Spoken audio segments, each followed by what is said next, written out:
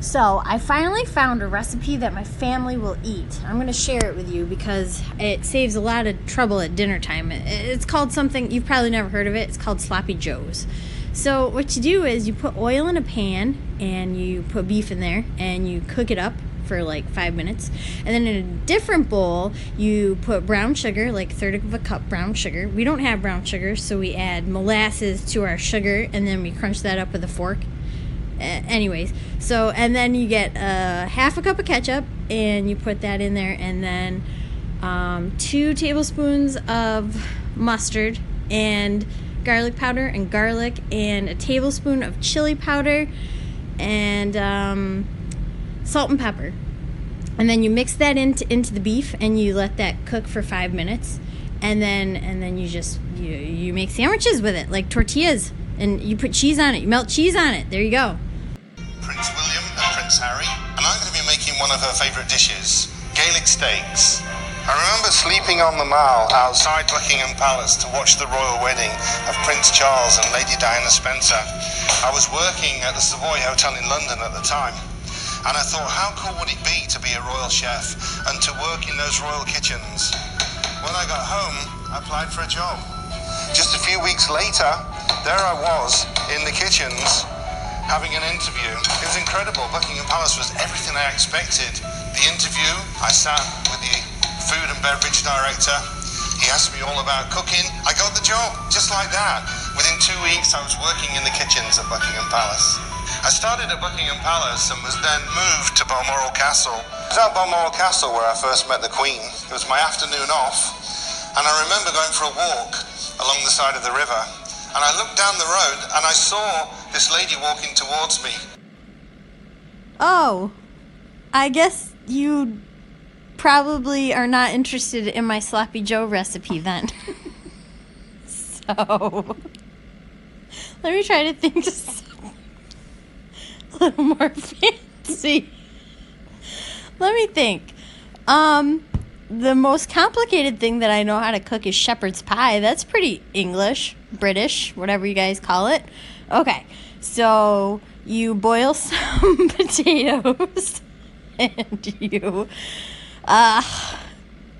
cook some beef, and I haven't done this in a while. Let's see, you add salt and pepper to the beef, and you put it in some chicken broth, and you've made me nervous. I'm confusing my recipes. I'm going to see the Queen. She's got to remember what you've got to say. It's good morning, Your Majesty. Good afternoon, Your Majesty.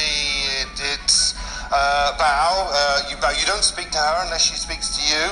All of this was going through my mind, and I was thinking, I'm finally going to meet the Queen. As she got closer, the dogs saw me, 12 corgis, and they all started barking and then running towards me. And I just stopped, and I thought, oh my gosh, I'm going to get attacked by the corgis. I'm not going to get to see the Queen after all. I turned and I went running the other way. And the Queen started laughing. Can you believe? The Queen was laughing at me running away from the corgis. So I never really did get to meet the Queen. These are beef tenderloin steaks, and I'm just seasoning with a little salt and pepper. I'm using beef tenderloin steaks, but at Balmoral Castle, the Queen would actually have venison. Now we're going to cook the steaks, the mushrooms, and the onion. Okay, so I've heard some stuff about the Queen. Her favorite meal is not beef tenderloins. It's pretty gross, actually. Did you ever see her eat people? Because that's what I've heard. She likes to eat people. That's her favorite meal. Yeah, I'm surprised she didn't eat those dogs. So, yeah. You never saw that?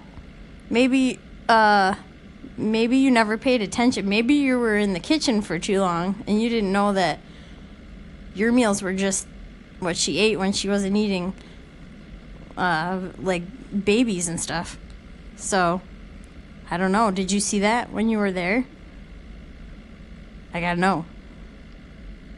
To eat food from the estate, from the gardens, and at Balmoral Castle, we grow the parsnips and the potatoes and the carrots. So when all this came together, especially if we were doing this with venison from the estate, This was a fantastic meal, and you can see why it was one of the Queen's favourites. One of the things I soon learned working for the Queen was that all of the dishes were rich in cream and butter and fat. Calories didn't really matter. We could use as much cream and butter in the dishes as we wanted to, and it just made them taste amazing. It really was traditional French cuisine. Queen chose the menus at Buckingham Palace using a menu book. We would suggest 3 days' menus for her to choose from. And then she would pick the ones that she wanted. She put a line through the dishes that she didn't want. And if she got guests coming, she'd write 2 or 4. The Queen wasn't a real foodie, and I soon learned that she eats.